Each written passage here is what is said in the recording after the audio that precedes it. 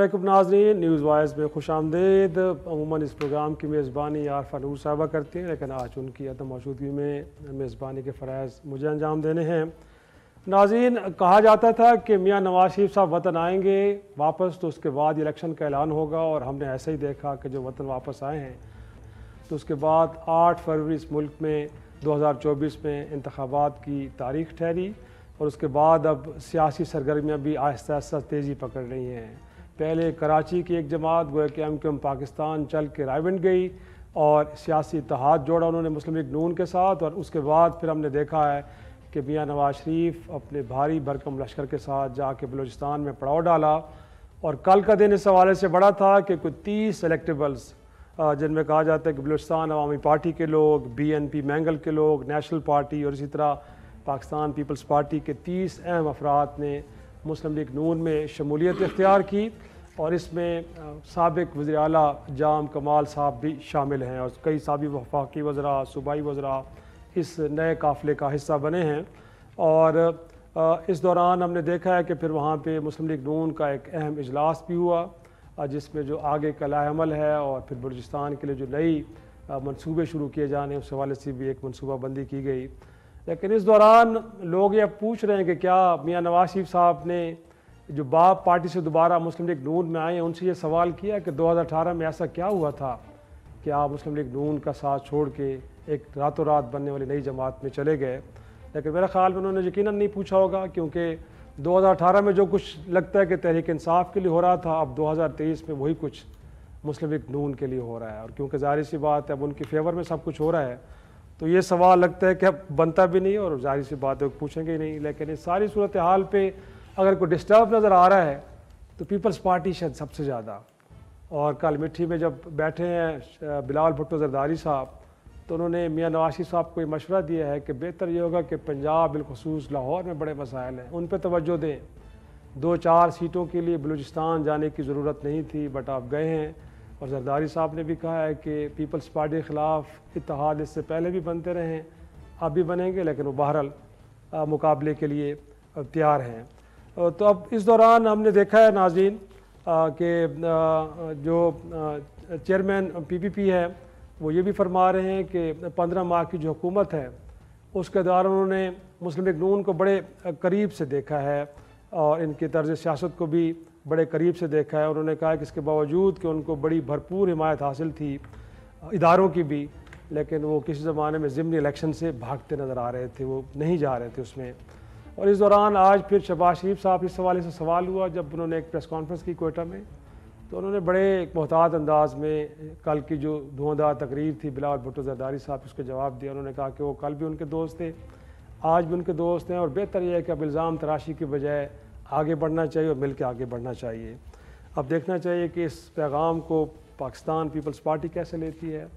और नाज़रीन, एक तीसरी जमात इस मुल्क में जिसका नाम तहरीक इंसाफ है, यहाँ तो उसके बहुत सारे रहनुमा सियासत से तायब होने का ऐलान कर रहे हैं। कुछ ऐसे हैं कि जो भागते फिर रहे हैं, और कुछ ऐसे हैं कि जो दीगर जमातों में IPP में जा रहे हैं। तो कोई परवेज़ खटक साहब की तहरीक इंसाफ पार्लियामेंटेरियन का हिस्सा हो रहे हैं, और कुछ और जमातों में। और कुछ ऐसे हैं कि जो कॉर्नर मीटिंग्स भी करना चाहते हैं तो शायद उनको इजाज़त नहीं मिल पाती। और ऐसे ही कुछ आज लाहौर में भी हुआ कि एक छोटी सी कॉर्नर मीटिंग्स करना चाहिए तो पुलिस की गाड़ियां आ गई और उसके बाद फिर उनको वो काम नहीं करने दिया गया। इस सारी सूरत हाल पे गुफ्तगू करेंगे, और हमारे साथ इस वक्त honourable panel senator doctor Humayun Mahmood साहब, आपका ताल्लुक़ पाकिस्तान तहरीक इंसाफ से। सर बहुत शुक्रिया। उनके साथ मेरे साथ मौजूद हैं तारिक अज़ीज़, मारूफ सहाफ़ी हैं और बड़ी गहरी नज़र रखते हैं सियासी मामलात पे। गुफ्तगू का आगाज़ डॉक्टर साहब आप ही से करते हैं। सर खेतरान साहब, सॉरी सर, अगर सॉरी मैं आपको यहाँ पे थोड़ा सा डिले आपकी तो बाद में आएंगे, क्योंकि सरदार खेतरान साहब ने हमें ज्वाइन कर लिया, उन्होंने नून लीग को भी ज्वाइन किया। बहुत शुक्रिया सरदार साहब वक्त देने के लिए। शुक्रिया जनाब। सर ये यकायक एक हवा चली है तब्दीली की और भी बलूचिस्तान से। सर अब ये क्या पता दे रही है, एक तो ये लग रहा है कि अब नई हुकूमत किसकी होगी, लेकिन आप भी इसी बुनियाद पे इस काफिले का हिस्सा बने हैं, क्योंकि अब आने वाले दिनों में पाकिस्तान मुस्लिम लीग हुकूमत में आ रही है, तो बेहतर है इन्हीं के हम सफ़र हो जाइए। या आपको लगता है कि नया कोई प्रोग्राम मियाँ साहब लेके आए इतना इफेक्टिव है, इतना इम्प्रेसिव है कि जिससे बलूचिस्तान के हालात बदल जाएंगे, उस बुनियाद पर आपने फैसला किया है? शुक्रिया जनाब। ऐसा है कि पहली बात तो ये है कि आप देखें शराफत के मियाँ शहबाज शरीफ ने जो आज प्रेस कॉन्फ्रेंस किया, हालांकि वहाँ पे जिस तरीके से पीपल पार्टी के अकाबरीन मतलब है कि तनकीद कर रहे हैं या जो भी लहजा इस्तेमाल कर रहे हैं, लेकिन मियाँ साहब ने कहा कि बिलावल मेरे छोटा भाई समझें, बेटे की जगह पे समझें। इसी तरीके से यही तो सबसे बड़ा कमाल है मेरे मुस्लिम लीग के कायद। अभी तो मैंने उसको सियासी सुप्रीम कमांडर का लकब दे दिया है कि वो शराफत की सियासत करते हैं, और अल्हम्दुलिल्लाह इसी बुनियाद पर 3 दफा वजीर आजम मुंतखब हुए, और इंशाल्लाह आज की हवा जो उनका इस्तकबाल हुआ लाहौर में, या लोगों के जो रवैये है या वो हालात वाकयात हैं, तो इंशाल्लाह चौथी दफा मेरा सुप्रीम कमांडर जो सियासी सुप्रीम कमांडर है वो मरकज में अपनी हुकूमत बनाएगा। इसी तरीके से उनकी देखें बलूचिस्तान के साथ दिलचस्पी के वो जितने दुख अजाब झील के अपने वतन से दूर रह के वापस आए, तो उनका पहला दौरा ही बलूचिस्तान का था, और हमने उसको ये इस्तकबाल और उसकी शराफत और उसकी आइडियोलॉजी और बलूचिस्तान से उसकी मोहब्बत को देखते हुए इलेक्टेबल उसमें सही आपके। लेकिन सरदार साहब जानना हम ये चाह रहे हैं कि जाहिर सी बात है जब पुराने दोस्त आपस में मिल बैठते हैं तो गिले भी करते हैं, तो 2018 के अंदर मुश्किल सूरत हाल का शिकार थी पाकिस्तान मुस्लिम लीग नून, तो कुछ गिले किए मियाँ साहब ने कि इस मुश्किल वक्त में आप अचानक छोड़ के चले गए, किसी और तरफ निकल गए, तो कोई ये बातें भी हुई हैं मुलाकातों में? नहीं, बिल्कुल भी नहीं। देखें 2018 में तो वो एक 3.5 साल का एक बदतरीन दौर था जो इमरान साहब ने वक्त गुजारा, और उसने बलूचिस्तान पर कितनी तवज्जो दी। अल्हम्दुलिल्लाह उस वक्त हम मुस्लिम ये थे, क्या कहते हैं कि हमने अक्सरियत जो हमारी गई है। सरदार साहब 13 से 18 तक तो मुस्लिम लीग नून की अपनी हुकूमत थी सर, आप तो शायद भूल रहे हैं। वो अगर जो बकौल आपके बदतरीन दौरा है वो तो 18 के बाद आया है, बट वफादारियां तो 13-18 में तब्दील हो गई थी सर। नहीं भाई, मेरी मुझे अर्ज करने दें। जी। ऐसा है कि 2016 से 15 के दरमियान से ये सिलसिला शुरू हो गया था कि धरने मुल्क की मईशत का पहिया रोक रहे थे। अब चाइना के प्रेसिडेंट साहब तशरीफ ला रहे थे, आपके सामने है कि वो नहीं आए, इस्लामाबाद पे धरना और वो घेराव का सिलसिला था, और जो उस डी चौक पे हो रहा था वो मैं इस चैनल पे तो अभी वो बातें नहीं कर सकता। तो देखें उनको काम ही नहीं करने दिया गया। 2015 से उसको रोक के ये धरने, ये ख्वारी, ये जलसे, ये जलूस और जो उसकी फॉरेन पॉलिसी उस पे असर पड़ा। तो फिर 2018 में से लेकर 2023-21 तक तो आपके सामने है कि जिस तरीके से फिर देखें अखलाकियात की धज्जियां उड़ाई गई कि खवातीन को, बीबी मरियम को पाबंद सलासल किया गया, इसी तरीके से फरियाल बीबी को पाबंद सलासल किया गया। फिर चलो मर्द तो चला जाता है, जेल में भी जाता है, खैर है, लेकिन औरतों का एहतराम हमारे हर माशरे में, कबायली माशरे में, खासकर बलूचिस्तान में और आपके पंजाब में, सिंध में, केपी में औरतों को कत्ल बख्श दिया जाता है, चल के जाती है, तो वो उनको पाबंद सलासल उनके साथ एक अब तो सर इमरान खान के भी घर वालों को अदालतों में बुलाया जा रहा है, अब उनके बारे में क्या कहेंगे? उनसे भी हमदर्दी वैसी है आपको जैसी मरियम बीबी से आपको? जी नहीं, मैं यही तो देखें इस वक्त हमारी हुकूमत भी नहीं है, निगरान हुकूमत है, लेकिन उसके बावजूद वो बापर्दा तरीके से आती है। ठीक है, अदालतों को वो फेस कर रही है, या वो फराग होगी, इधर से निकल गई है अरबों खरबों रुपए लेके। तहरीक इंसाफ की सर बहुत सारी ऐसी भी खवातीन है, डॉक्टर राशिद साहबा या इसी तरह बाकी भी हैं जो पिछले कई माह से जेलों में हैं, जिनकी जमानतें भी हुई हैं बट उनको रिहा नहीं किया जा रहा। सर उनके बारे में हमदर्दी है कि नहीं? चलो उनके बारे में बता रहे हैं, शायद इनके बारे में तो आपको। जी मैं उनका भी आपको जिक्र करने लगा हूँ कि हमारी हुकूमत निगरान हुकूमत है या उनकी वो 9 मई के जो वाकयात हुए हैं, क्या वो मुल्क के लिए अच्छे थे? क्या आप एक मैसेज लाहौर के कोर कमांडर के घर में जाके उसको आग लगा के, क्या ये आप 15-20 सर उनको तो सब कंडेम कर रहे हैं, मेरी बात कंप्लीट होने दें, फिर आप 15-20 किलोमीटर पे आपका दुश्मन बैठा जो आपके मुल्क को नेस्तो नाबूद करना चाहता है, अल्लाह उसको ये तौफीक नहीं देगा, ना वो कर सकता है। हम कलमा गो हैं और हमारी अफवाज पाकिस्तान इतनी अल्हम्दुलिल्लाह मुनज़्ज़म है कि वो इंशाल्लाह मैली आंख से भी नहीं। लेकिन आपने तो इन्हीं खवातीन ने घुस के आपके सामने उनकी वीडियोस पड़ी हुई हैं। बहुत बहुत बहुत शुक्रिया सरदार साहब, बहुत शुक्रिया।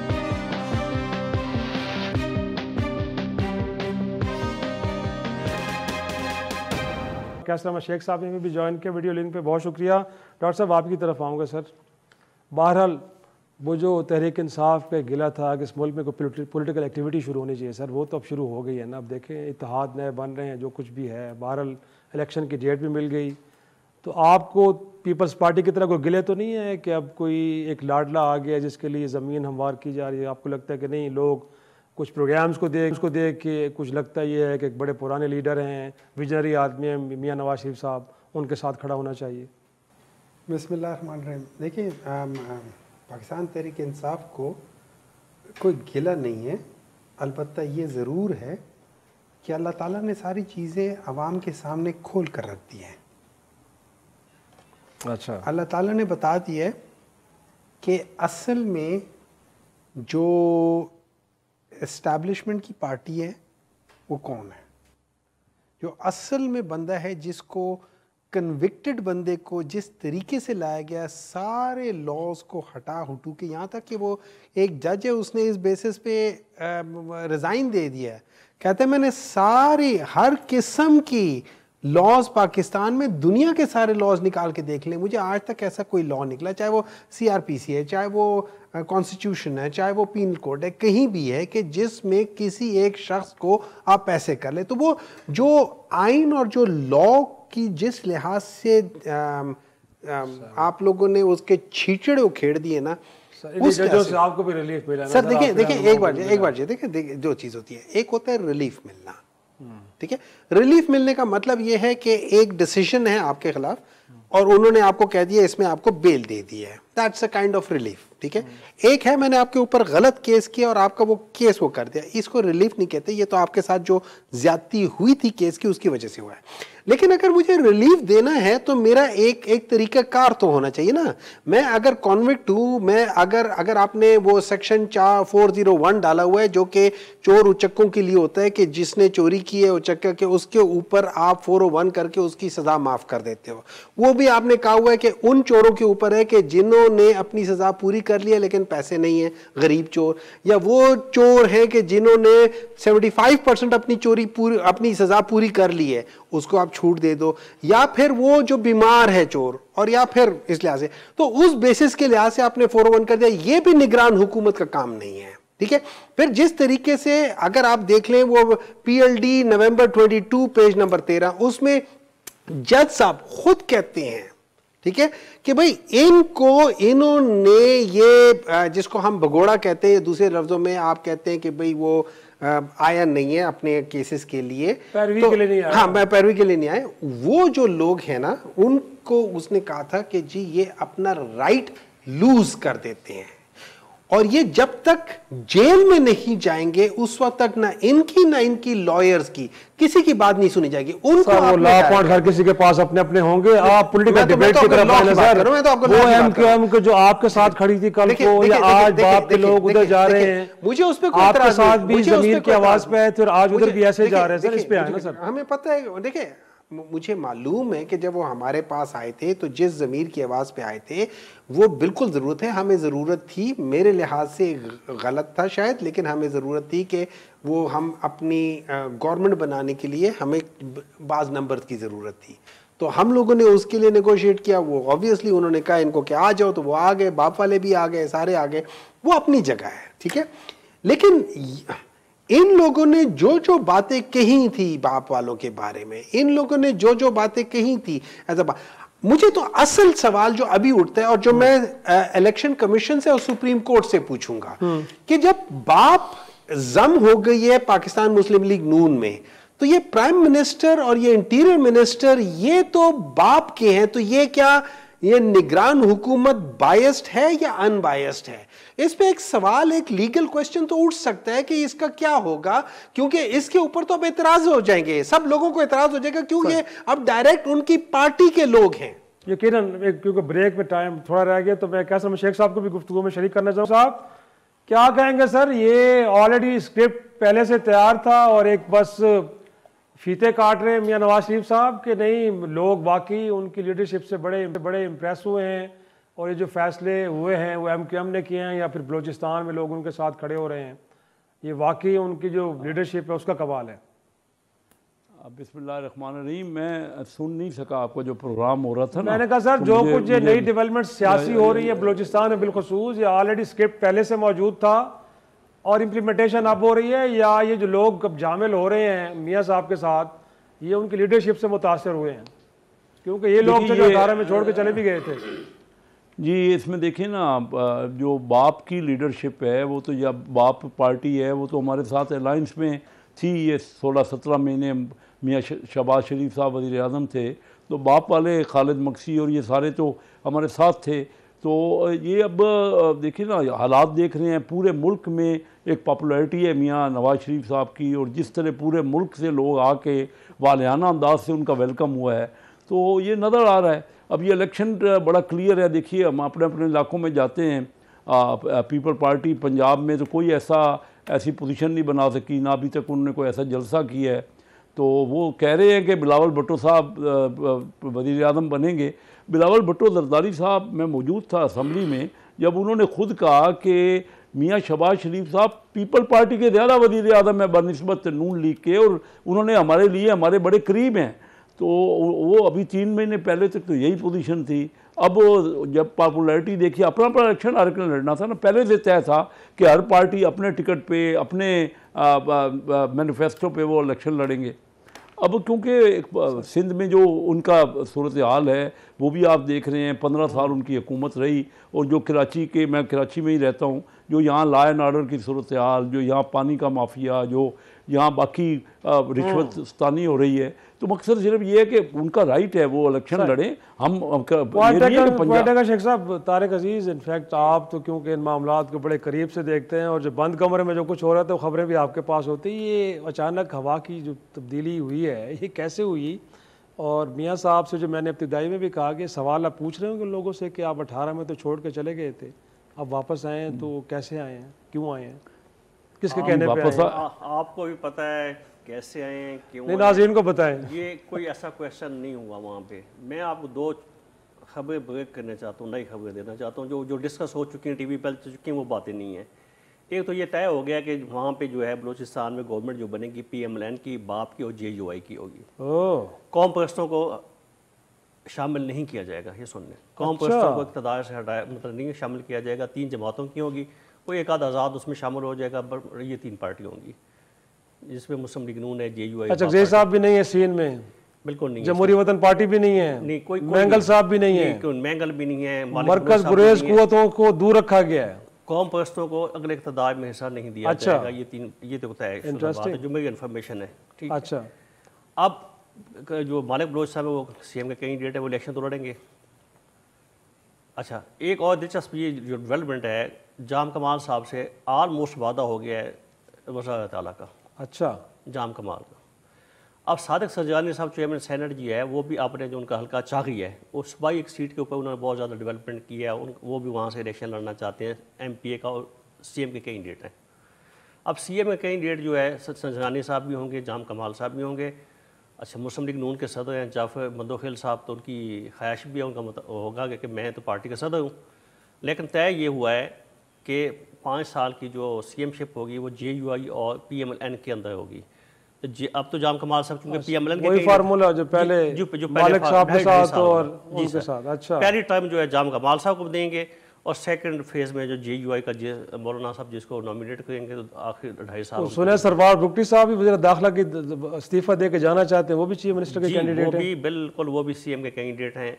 अच्छा, बाप में 2 ग्रुप थे ना, एक तो सादिक सरजानी साहब का था, दूसरा काकड़ और ये जाम कमाल साहब हैं। सही। अब जो इन्होंने कहा कि जी वो तो बाप हिस्सा है, बाप कि अपना वजूद मौजूद है और ये लोग जाम कमाल एंड कंपनी ये तो बाकायदा मुस्लिम लीग नून में शामिल होंगे, उसके हिसाब बन गए। और दूसरा जो हाजी लश्कर इरसानी साहब से जो बात हुई है उनकी PMLN की, उनकी एक डिमांड थी कि मैं घर पे आएँ। बाकी लोगों को नवाज शरीफ वहाँ पे मिलने गए हैं, शहबाज साहब को वहाँ लोग मिलने गए हैं, लेकिन उन्होंने कहा कि जी आप घर पे आएंगे। तो शहबाज साहब गए, नवाज शरीफ साहब गए नहीं हैं। तो हाजी लश्कर इरसानी से एक चार्टर ऑफ डिमांड रखा है। तो उन्होंने कहा जी ठीक है हम इसको भी देखते हैं, तो भाई आप भी मशवरा कर लें, मैं अपनी पार्टी से करता हूँ। तो शहबाज साहब ने कहा है मैं मियां नवाज शरीफ से बात कर लूँगा। उन्होंने कोई जो चार्टर ऑफ डिमांड रखा, एक लंबी लिस्ट उन्होंने रखी है, मिसिंग पर्सन की बात भी उन्होंने की है, खुद मुख्तियारी की बात की है सुबह की। 18 अमेंडमेंट पे उन्होंने कहा जी वो हो तो गया लेकिन उसमें अमल नहीं होगा, उस पर अमल दरामद इम्प्लीमेंट नहीं होगा, वो भी होना चाहिए। एकोडेक है, गवादर है, हमें वहाँ पे हिस्सा नहीं मिलता, रोज़गार नहीं मिलता। उन्हें एक लंबी चौड़ी है। और उन्होंने जो क्वेटा सिटी की जो सीट है 259 जहाँ से कासिम सोई साहब बने थे, महमूद चकजी खुशका से वो सीट भी उन्होंने मांगी है। Oh interesting. तो इसका मतलब है कि वहाँ पे एक बंदर बांट हो रही है बुनियादी तौर पे। हाँ, ये तो कोई अदरवाइज कोई किसी की लीडरशिप से कोई मुतासर होकर फैसला करने वाली कहानी कोई नहीं है, यही कहना चाहेंगे ना आप? क्योंकि एक छोटी सी ब्रेक के लिए मुझे कहा जब ब्रेक से वापस आएंगे नाजरीन तो मुझे आगे बढ़ाते हैं।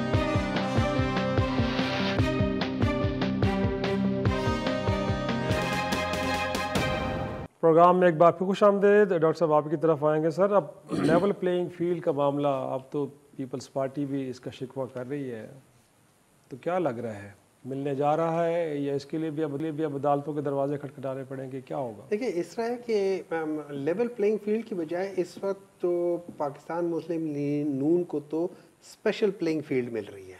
अच्छा ठीक है, वो होता है ना जब बड़े लोग कहीं क्रिकेट खेल रहे होते हैं और सख्त बॉल से खेल रहे होते हैं, तो जो छोटे बच्चे आते हैं जब वो उधर खेलना चाहते हैं तो बाप उनको पकड़ के कहता है बच्चे उधर नहीं, ये लो रबड़ वाली बॉल इधर खेलो।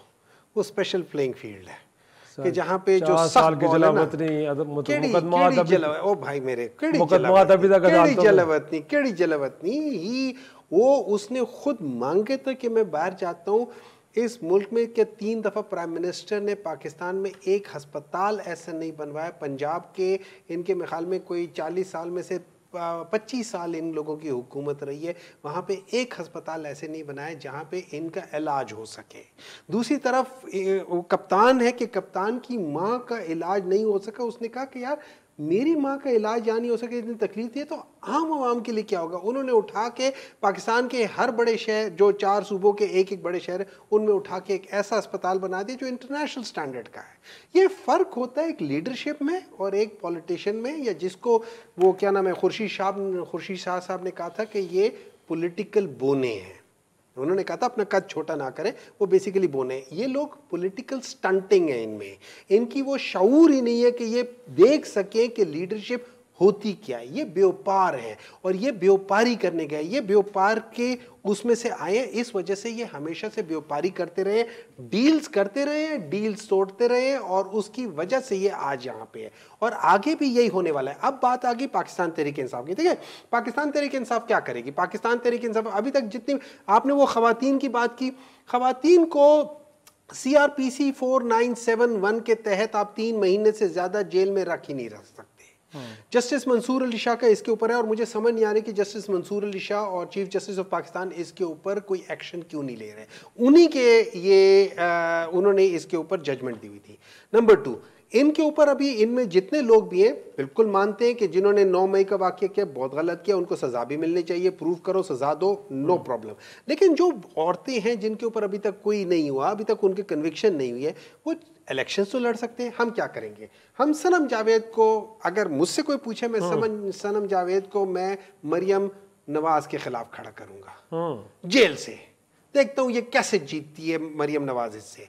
मैं यास्मीन राशिद साहब को मियां नवाज शरीफ के सामने खड़ा करूंगा, मैं देखता हूँ वो कैसे जीतता है। ये जेल में होगी, कैंपेन भी नहीं करेगी, तो एक दिन भी हल्के में नहीं निकलेगी, मैं देखता हूँ ये कैसे जीतते हैं। मतलब आपको हौसला है कि इलेक्शन फेयर हो रहे हैं? नहीं, इलेक्शन फेयर हो या ना हो, देखिए इस तरह है, आप कितने लोग खरीदोगे, कितने लोग खरीदोगे, कितने लोगों को हटाओगे? वहां पे जब 75% से 80% लोग आके वोट डाल ले होंगे तरीके इंसाफ को, 20% से आप 80% को कैसे कर सकते हो?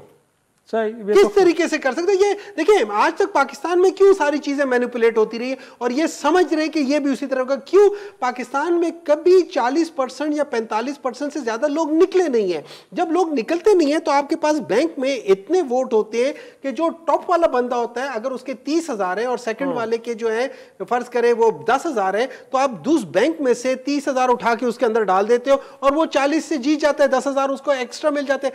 लेकिन जब आपके बैंक में होंगे ही नहीं वोट, सारे के सारे यूज हो गए, आप कर लो जो करना है।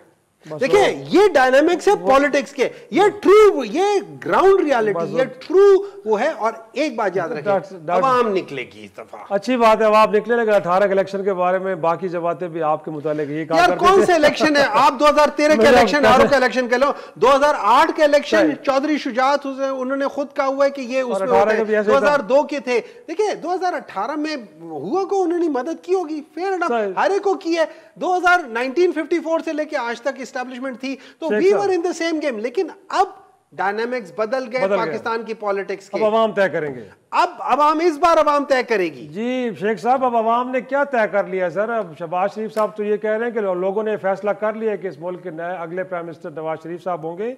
लेकिन आप कोई कौमी हुकूमत की बात भी कर रहे हो, जिस तरह इस वक्त नून लीग की क़यादत अंगेज कर रही है पॉलिटिकल पार्टीज़ को, MQM को भी, बाकी जमातों को भी, तो कोई है पार्टी में डिस्कशन चल रही है कि कौमी हुकूमत की तरफ जाया जाए और सबको शामिल किया जाए?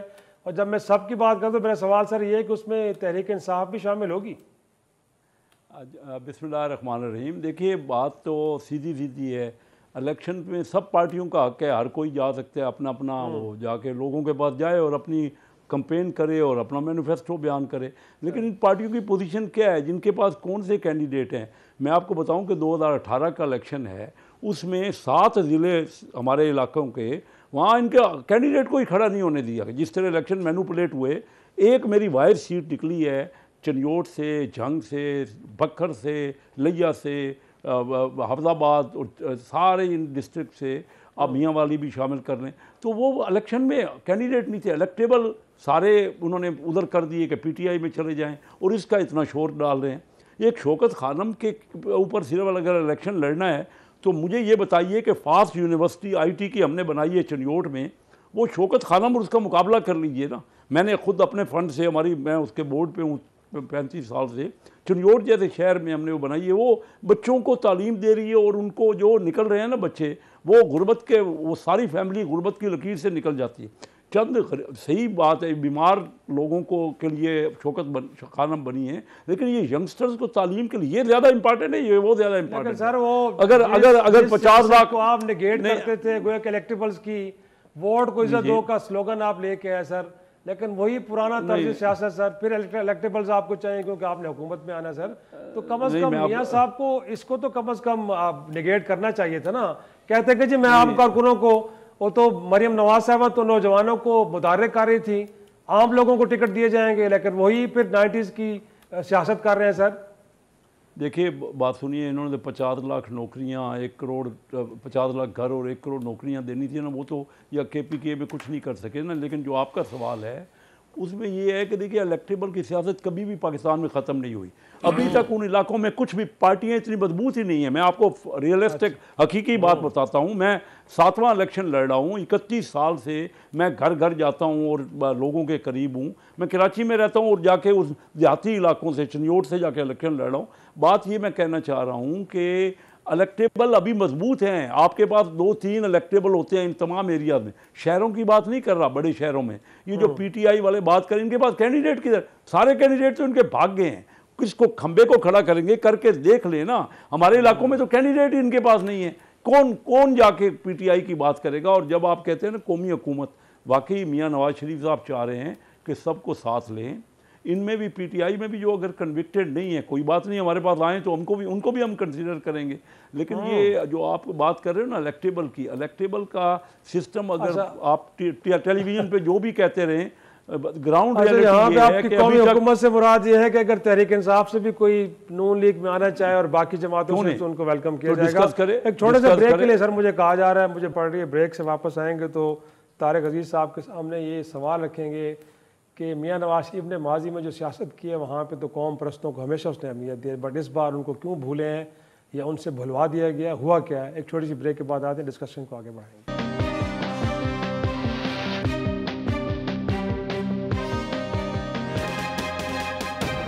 प्रोग्राम में एक बार फिर खुश आमदेद। तारिक अजीज़, जानना जो ब्रेक से पहले सवाल कर रहा था कि इस बार कौम परस्तों को भूले हैं मियाँ साहब, और वो लोग जो हवा के रुख के साथ अपनी वफादारियाँ तब्दील करते रहे हैं, उनके पास गए, वो भी चल के गए हैं। तो ये क्या कहेंगे, उनके रवैये में, सोच में बदलाव आना कैसे मुमकिन हुआ? नहीं, एक ये मुतालबा जो PMLN जो बलूचिस्तान की क़यादत है हमेशा से ये है कि नवाज शरीफ साहब को उनका गिला यही होता है कि जब हम जीत के इलेक्शन आते हैं तो फिर आपके ऊपर महमूद खान हावी हो जाता है, कभी मालिक बलोच वाले हो जाते हैं, कभी हासिल खान हो जाते हैं।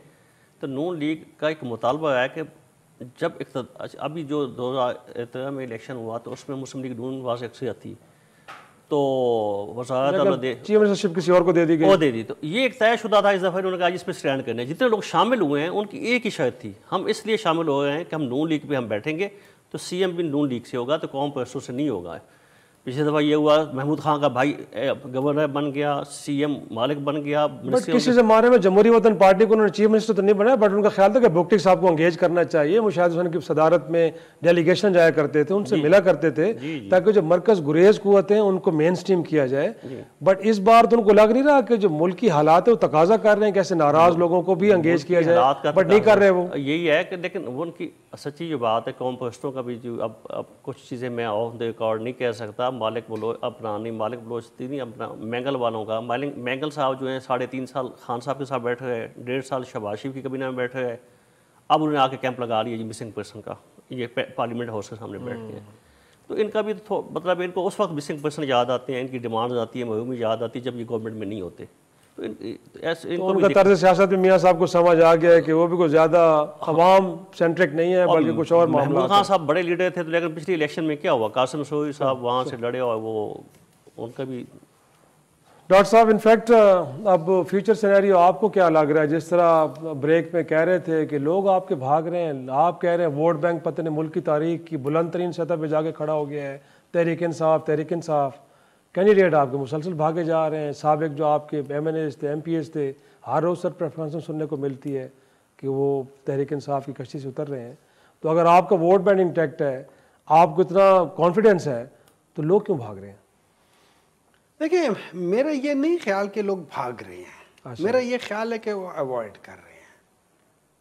अच्छा, ये वक्ती वो वक्ती तौर पे अवॉइड कर रहे हैं। आपको पता है कि हालात क्या है, आपको पता है कि अगर कोई थोड़ा सा भी PTI की तरफ वो जो पॉलिटिकल है, एक तो मेरे जैसे लोग हैं ना जिनका कोई हल्का नहीं है, उनके साथ 10 बंदे नहीं खड़े हो सकते, लेकिन वो लोग जो हल्के की सियासत करते हैं, जिनके पास स्ट्रेंथ है, उन लोगों में से वो इधर से उधर होते उनको उठा लिया जाता है।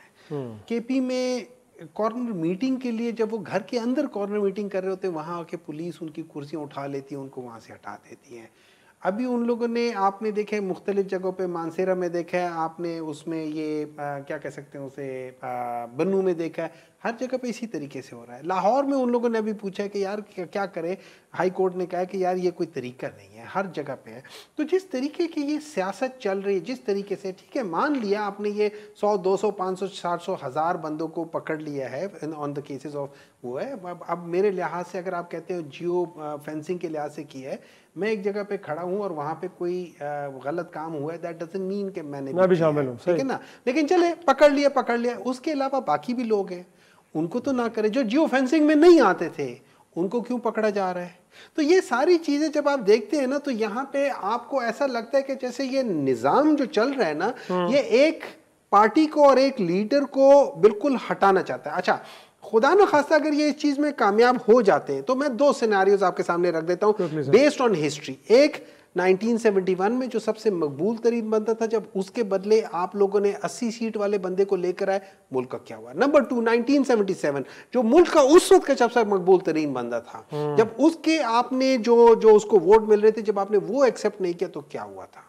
ठीक है, तो इस बेसिस के लिहाज से आपने देखना है, आपने माजी से सबक सीखना है। हाँ, बाज लोग ऐसे हैं जो 1981 की पैदावार हैं, जो 1985 की पैदावार है, उनको जमहूरियत से कोई लेना देना नहीं है कि उनकी रगों में खून ही दूसरा दौड़ रहा है। शेख साहब, लेवल प्लेइंग फील्ड सर, आप जैसे पार्लियामेंटेरियन तो कहेंगे कि ये गिला बड़ा जायज है और उसको दूर होना चाहिए। देखिए क्या गिला है, देखिए ना, एक पॉलिटिशियन है, उसको अगर उठा लिया जाता है तो वो फौरी तौर पे, हमारे भी सारे मेंबरों को उठा लिया गया था ना, कोई हटा, एक बंदा भी हमारी पार्टी का कोई अपनी पार्टी से हटा या उसने कोई, इनको क्या है कि आके बताएं तो सही, अगर इन पर कोई प्रेशर है तो जो पॉलिटिशियन है उसको बताना चाहिए ना मेरे ऊपर ये प्रेशर है, और अगर इतने ही वो कमज़ोर हैं तो फिर इनको पॉलिटिक्स में नहीं आना चाहिए था। अब मुझे बताइए कि किसी भी जगह इनके कैंडिडेट नहीं है। मैं आपको बताऊं, शहरों को छोड़ दें आप, सारे के सारे इनके बड़े लीडर, अब असद उमर तो इनका, उसने कहा मैं बुनियादी रुकनियत से ही हटता हूं। असद उमर से ज़्यादा कौन करीब होगा, क्या कुछ उन्होंने नहीं देखा, कितना डिफेंड करते थे। तो आजकल किधर कौन, तो ऐसे काफ के लोग भी तो ऐसे बने थे ना सर।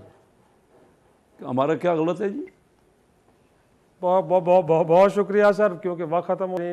इसी के साथ इजाज़त दीजिए, अगले प्रोग्राम में फिर मुलाकात होगी, तब तक के लिए खुदा हाफिज़।